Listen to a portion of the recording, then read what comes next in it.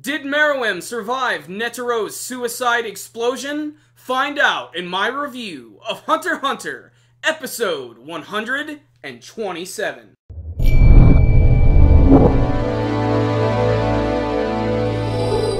I've said it before and I'll say it again, the Hunter x Hunter anime series knows how to build tension, and this week's episode was no exception. But what I really liked about this week's episode, it was sort of a nice little break after last week's episode, where frankly, shit just sort of blew off the handle. I mean, Netero just died, it was a crazy episode, it was not only just an amazing battle, but a battle of ideologies, and we're all still trying to figure out if the Chimera Ant King has actually survived the explosion. But you're not going to figure out until the end of this week's episode. And boy, what a reveal it is. But the rest of the episode had a lot of really interesting developments in it. First and foremost, Gon and Pitou are finally getting ready to move away from the room with Komugi, and they're going to try and heal Kite. Let's face it, guys, these two are going to throw down. It's going to be awesome. It's amazing because after this incredible battle with the Chimera Ant King, you think, that's probably the height of this arc, that's probably it, but no, they just pull you right back in. And another thing about this week's episode, which was just pretty damn awesome to me, was the art direction was bodacious as all hell. It looked so good, especially all of the facial expressions, especially that one in the beginning of the episode where Knuckle ran into Poof, and half of his face looked like a freaky, disgusting, realistic ant just exploding from his flesh. And essentially, this is basically their true nature when they realize what's going to be happening to the king, and it just exposes what they really are underneath their basic instincts. I'm not sure if this is like an illusionary metaphor, if that's literally what his face looks like when he's in this sort of state. All I know is it looks creepy as hell. But when we go back to the scene with Pitou and Gon, this is of course where everything just starts to kick up to 11 here, because you realize that it's only a matter of time before Gon and Pitou are going to throw down, because they finally start to leave the room. And even with Killua and Knuckles showing up, nothing changed. The plan is still the same. Gon is just a man on a mission here, and Pitou is trying to figure out what the hell she is going to do in this situation. What I can say is the way they make Gon react to everybody this week, and just the look in his eyes every single time, you can just tell, like, he's done at this point. He just... Even if Kite is supposedly healed, Gon is still going to want to destroy Pitou and destroy everything about her, both physical and spiritual. Like, Gon is a monster now, and nothing is going to stop him. And that's what's so devastatingly, like, sad about seeing this.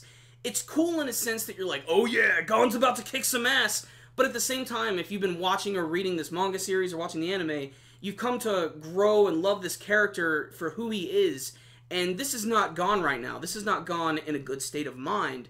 This is Gon at his worst, and it's just, I can't wait to see how it's going to turn out. Again, I don't read the manga. I'm really excited for where this is going. But the scene at the end of the episode was also really cool when you got to see both Poof and Youpi finally finding the remains of the Chimera Ant King, and how it actually starts is really intense. When they come to the base of the explosion, which is now basically just a little small volcano. And I love how badass Youpi is. He just dives right into the fire and is just walking through all of these blazing flames. And you can see how they're like, they're panicking, they're freaking out, they don't know what to do. They just know that if something bad goes down, they're going to kill all of them. And then suddenly Youpi finds the remains of the king. And he's all fucked up. He basically doesn't even resemble himself anymore. He looks like just a small, destroyed, mummified, like, Buddha statue. That's the only way I can describe it. And that makes sense since he was fighting against Netero. This, again, might be just some sort of, like, metaphorical, allegory. But it looks really devastating. You can see just how upset they are, especially like when Youpi discovered him, how his entire screams were drowned out completely in silence, and how destroyed they are by this. And obviously, they're going to flip the fuck out and go destroy these guys. What I'm really surprised about, though, is that the Chimera Ant King has been destroyed and defeated so early on. Maybe he'll come back in some way. Maybe they could use Pitou's abilities to heal him. We've seen, though, that he's not like Cell, from Dragon Ball Z, even though he looks just like him. He's not going to be able to just heal his wounds. He's ripped an arm off and he needed Pitou to heal it for him, so I'm really not sure where they're going with this. It's really crazy. That's all I gotta say.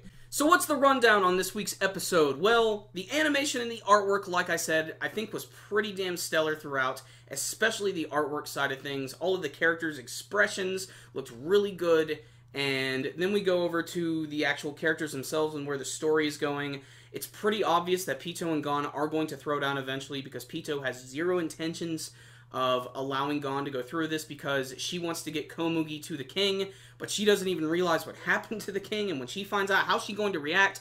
There's a lot of really big questions here, and it's pretty amazing, because even with the death of the Chimera Ant King, there's still a lot more to see from the rest of this arc. At least that's what I'm getting from it. And where does this leave Komugi as well? Like, she's obviously very confused about what's going on, and it's also kind of messed up when you think about, you know, since the fact that she's blind and everything, she's really sort of like ignorant to really everything that's going on. She really does sort of see the Chimera Ant King as like the new supreme ruler. She's sort of accepted that, and now her entire world is being turned upside down, and it's crazy. There's so much to think about this series.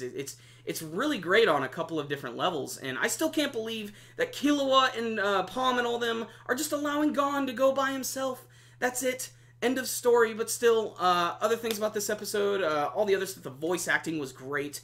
All the animation was good. It was just a great episode. You know, the only complaint I really have about it is maybe at the beginning, they were a little slow when they were explaining a little bit more about the poor man's rose, the big bomb and everything. But I guess they were just trying to really emphasize, like, how fucked up this world is and how dangerous it is, and how they're basically all sort of living on a hair trigger. It's basically the Cold War for them. They're all like duck and cover, even though that shit's not gonna work, because these bombs can level a freaking city.